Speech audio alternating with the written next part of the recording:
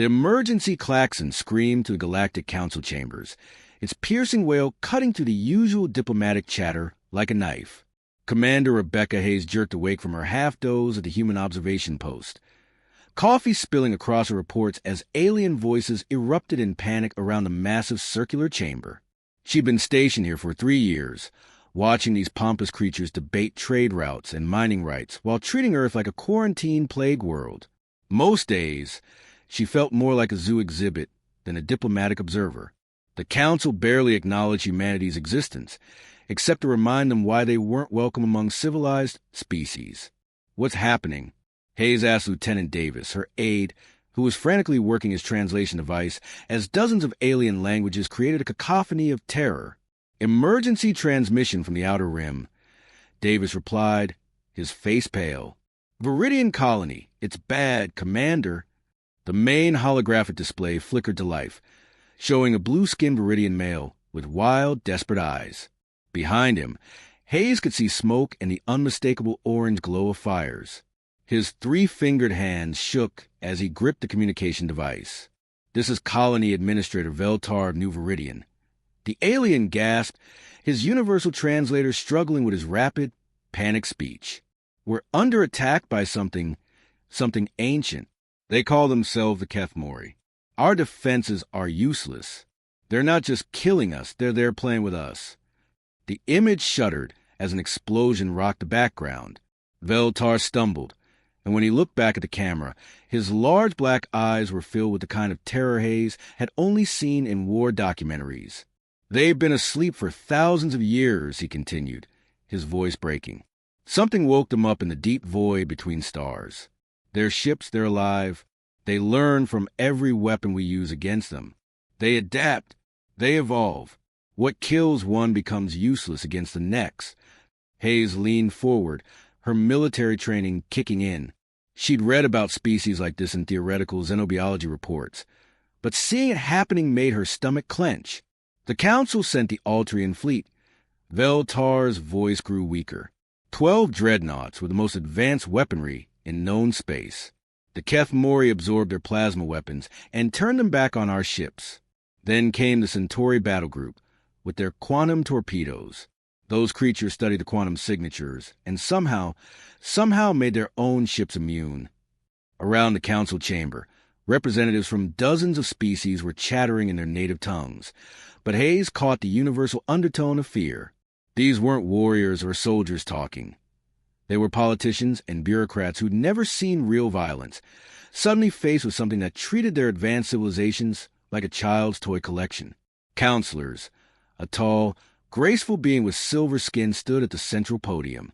Hayes recognized him as Chancellor Mordain of the Altrian hegemony, one of the species that had been most vocal about keeping humans quarantined. "We need immediate military assistance. The Kethmori have consumed 17 colonies in 3 star systems. Our projections show they'll reach the core worlds within 60 standard cycles." "What about the Zephyrian Defense Corps?" another delegate called out. "Gone," Mordain replied, his usually confident voice cracking. "The Kethmori didn't just destroy them. They kept them alive. Our long-range sensors show the survivors are being used as some kind of breeding stock for fear. These creatures don't just kill, they feed on terror itself." The transmission from Veltar flickered, and suddenly the camera view tilted wildly. Hayes could hear inhuman sounds in the background, not quite animal roars, but something worse, something intelligent and cruel. "They're in the compound," Veltar whispered, his eyes wide with horror. "They're not trying to break down our barriers. They're dismantling them piece by piece, taking their time. They want us to watch. They want us to be afraid." A shadow passed across the camera, and Veltar's breathing became rapid and shallow. "If anyone receives this message, know that the Kethmori are coming. They're heading toward the core systems, and nothing we have can stop them. Nothing in our arsenal even slows them down."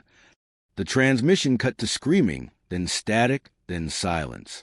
Chancellor Mordain stood frozen at the podium, his silver skin having gone pale white. Around the chamber, delegates were openly weeping or arguing in hushed, desperate tones. "There's one option," Mordain said finally, his voice barely above a whisper. Every head in the chamber turned toward him. One species we haven't asked. Hayes felt a chill run down her spine as hundreds of alien eyes slowly turned toward the human observation post. No, she breathed, understanding dawning. The Death Worlders, Mordain continued, each word seeming to cost him something. The humans. The secure elevator descended through 3 miles of solid rock, carrying General Michael Brooks deeper into the heart of Cheyenne Mountain than most people knew was possible. The official levels housed NORAD and standard military operations. But the elevator kept going, past floors that didn't exist on any public blueprint, past security checkpoints that would make Area 51 look like a tourist attraction. Brooks clutched the encrypted message tablet in his weathered hands, reading the Council's desperate plea for the dozenth time. 40 years of military service had shown him plenty of horrors, but this was different. These weren't human monsters asking for help against human enemies.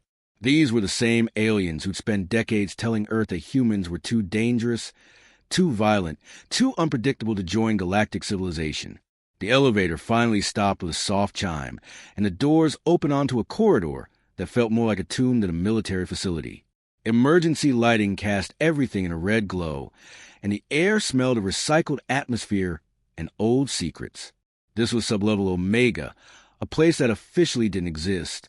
Sir, Lieutenant Colonel Jennifer Mitchell stepped out of the shadows, her face grim.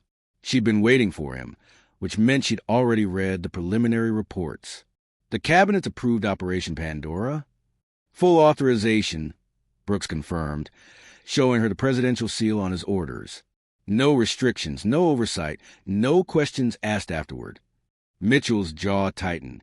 She'd helped design some of the protocols stored down here, back when Earth's military planners were young and naive enough to think they might never need them.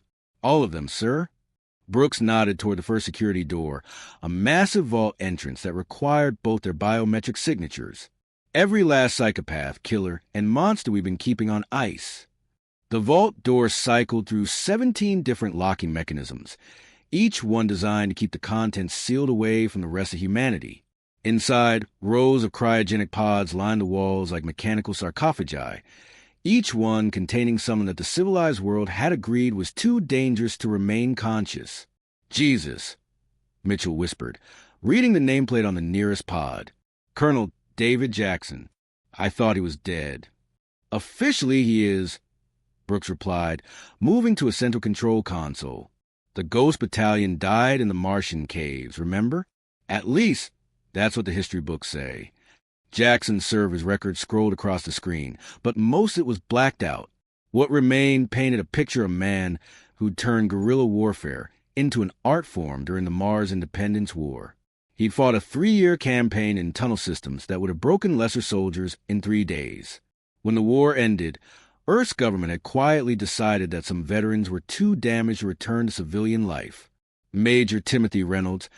Brooks continued, moving to the next pod. Titan Deep Space Campaign. His unit held the Chronos station for 8 months after it was officially destroyed. They ate their dead and used enemy corpses as building materials. When the rescue ships finally found them, Reynolds was the only one still sane enough to remember his own name. Mitchell pulled up another file, her hands shaking slightly. Captain Lisa Williams. The Beijing incident. That's classified above both our pay grades, Brooks said quietly. All I know is that when the dust settled, there was no Beijing incident. Williams went into cryo the next day. The list went on and on. Men and women who'd fought in wars that most humans didn't even know had happened. Conflicts in deep space, on hostile worlds, in situations where the normal rules of warfare had become meaningless. Each one had crossed lines that couldn't be uncrossed, done things that couldn't be undone. Sir, Mitchell's voice was barely above a whisper. Are we sure about this? These people, they're not soldiers anymore. There's something else. Brooks looked around the vault, at dozens of pods containing humanity's most dangerous minds. The aliens want monsters, Jennifer. They've spent 40 years telling us we're too violent for their precious galactic community. They've called us savages, barbarians, a plague species that needs to be quarantined. He began typing commands into the revival sequence, watching as the pods started their thawing cycles. Well, now they're about to learn what real monsters look like when they're fighting for something they care about. The first pod hissed open, releasing a cloud of supercooled vapor. A hand gripped the edge, pale and scarred, followed by a face that looked like it belonged in a war crimes tribunal. Colonel Jackson sat up slowly, his eyes focusing with the predatory awareness of something that had never stopped hunting, even in artificial sleep. When he spoke, his voice was like gravel over broken glass. "General," he said, as if he'd been awakened from a normal sleep instead of a decade in cryogenic suspension. "I assume the galaxy needs killing." Brooks smiled grimly. "More than you know, Colonel. More than you know." The U.S. Retribution dropped out of hyperspace at the edge of what had once been the Viridian system, and Captain David Jackson felt his stomach twist at what the sensors showed him. 3 planets that had housed billions of sentient beings now looked like twisted works of art, their surfaces carved into intricate patterns visible from orbit. What the hell did they do to those worlds? Lieutenant Amy Foster whispered from the navigation station, her young face pale as she studied the readings. Jackson had seen plenty of war zones in his time, but this was different. The Keth Mori hadn't just conquered these planets. They'd remodeled them.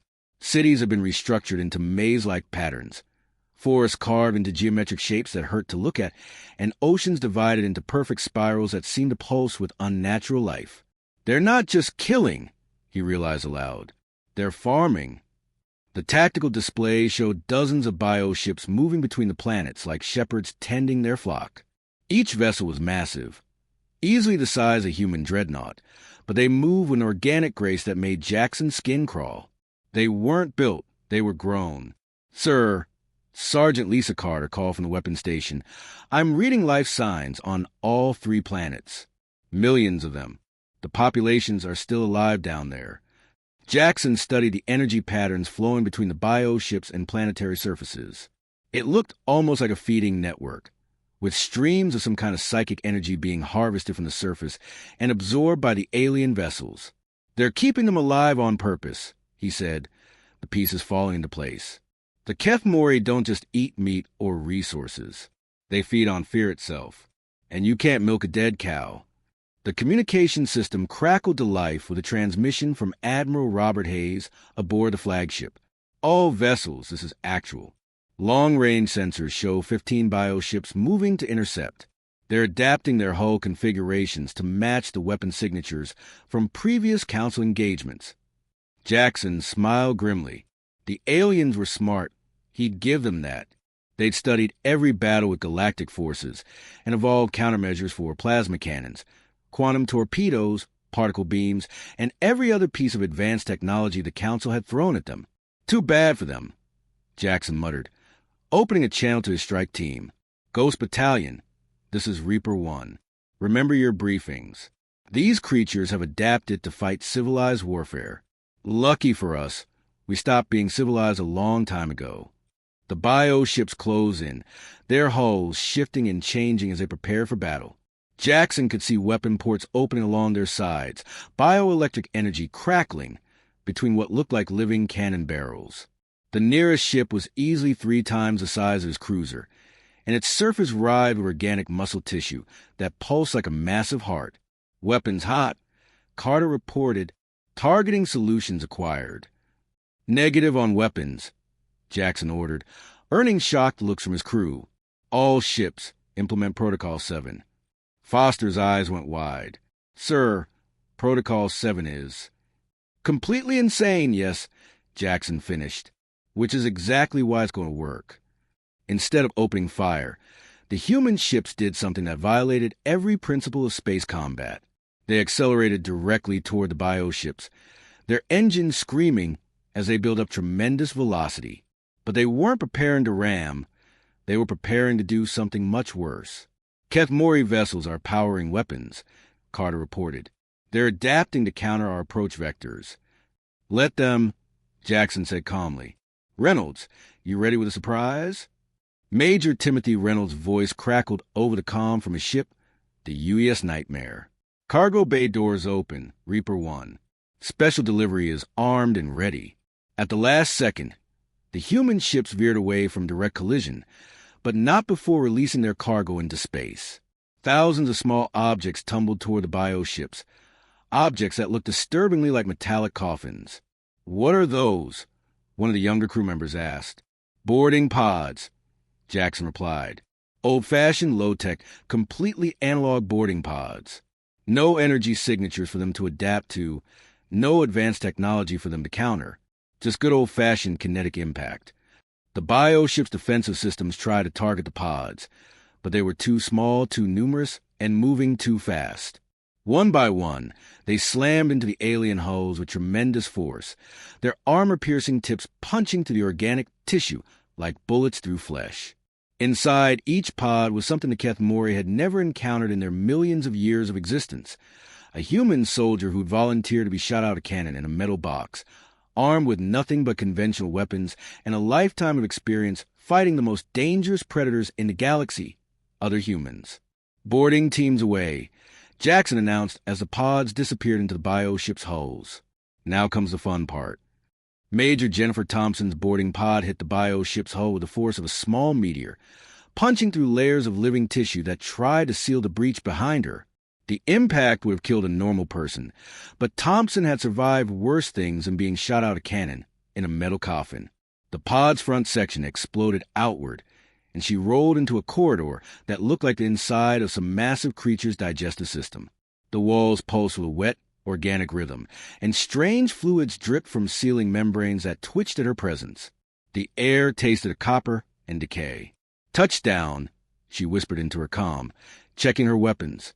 Standard ballistic rifle, backup sidearm, combat knife, and enough explosive charges to level a city block. No energy weapons, no advanced technology, just the kind of tools humans have been using to kill things for thousands of years. "Copy that, Reaper 2, came Jackson's voice through the static. "Remember, these things feed on fear. Don't give them any." Thompson almost laughed. Fear was a luxury she'd lost somewhere in the Titan Deep Space campaign, along with her ability to sleep without nightmares and her faith in the fundamental goodness of the universe. What was left was something that even her fellow humans found unsettling. The corridor branched ahead of her, splitting into 3 passages that curved away into organic darkness. The bioship was trying to confuse her, creating a maze designed to trap intruders while predatory creatures hunted them down. It was a tactic that had worked perfectly against every other species the Keth Mori had encountered. "Corporal Davis, sound off," she called to her team. "Section 4, all clear," came Mark Davis's voice from deeper in the ship. "These hallways keep changing configuration. It's like the whole ship is alive."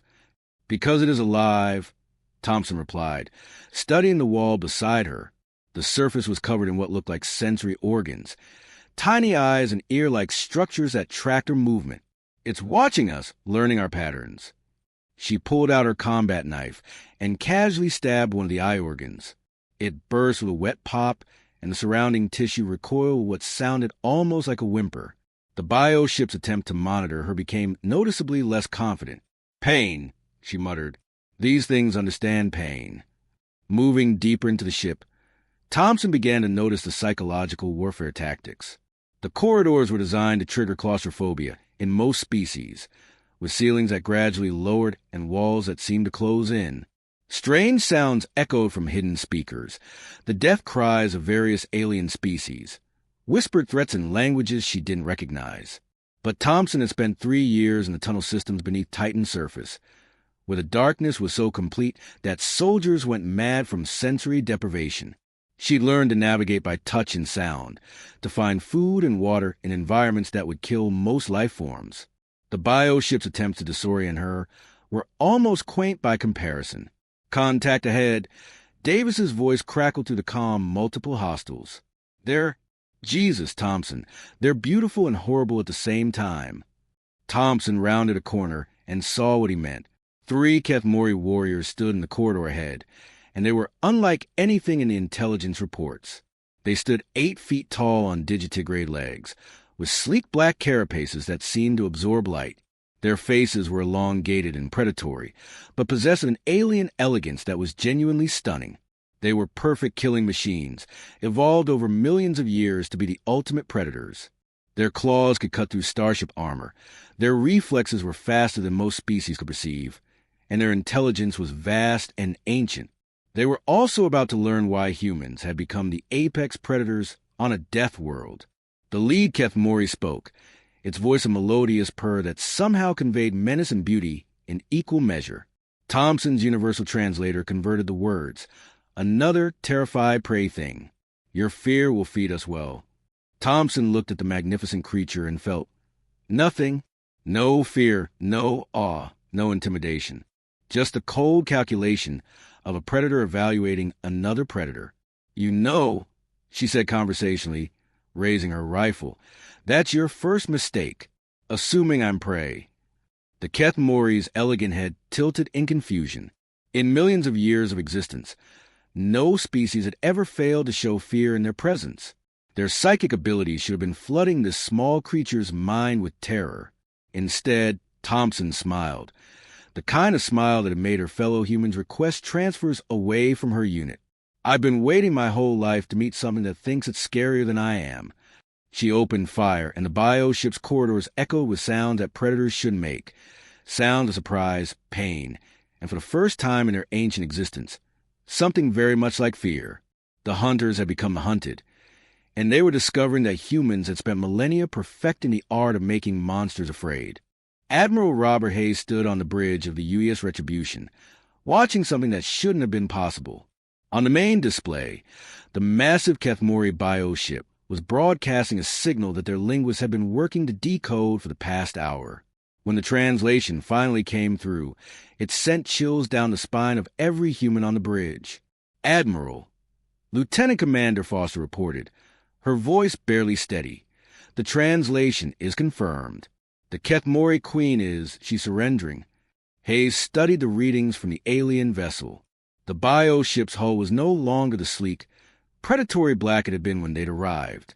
Now it showed patches of sickly green and yellow, like an infected wound. The entire structure seemed to be trembling, and their sensors detected massive biochemical changes throughout the ship's living systems. She's what? Hayes asked, though he'd heard perfectly well. Surrendering, sir.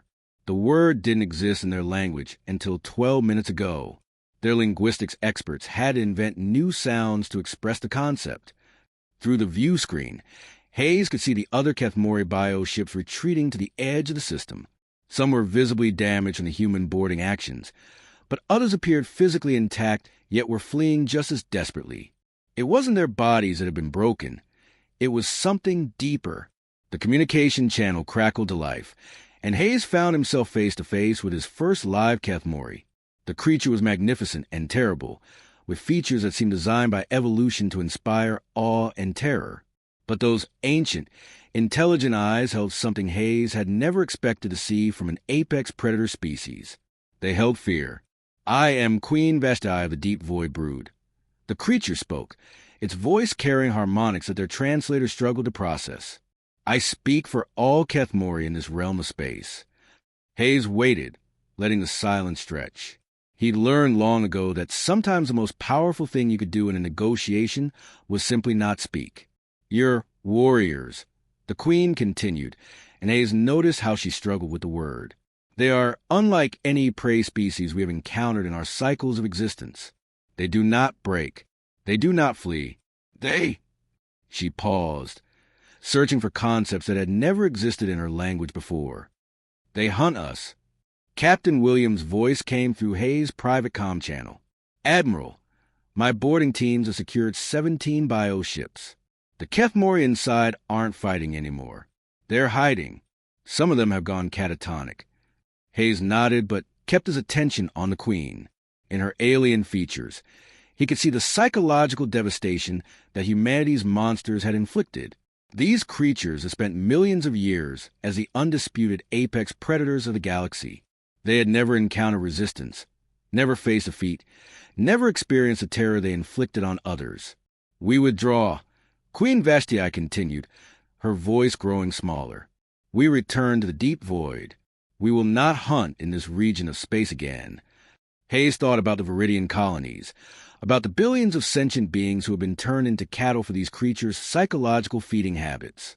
He thought about the Galactic Council's desperate plea, about how they'd finally been forced to acknowledge that sometimes civilization needed monsters to protect it. "That's not enough," he said quietly. The Queen's head snapped up, genuine panic flickering across her alien features. "What more do you require? We offer no resistance. We flee before your terrible warriors." Hayes leaned forward. "Every world you've touched, every population you've used as a feeding ground, you're going to help rebuild them. Your bio-ships have medical capabilities. Your technology can restore what you've damaged. You're going to spend the next century undoing the harm you've caused. And if we refuse?" The question came out as barely a whisper. Hayes smiled, but it wasn't a pleasant expression. "Then I'll let my people off their leashes.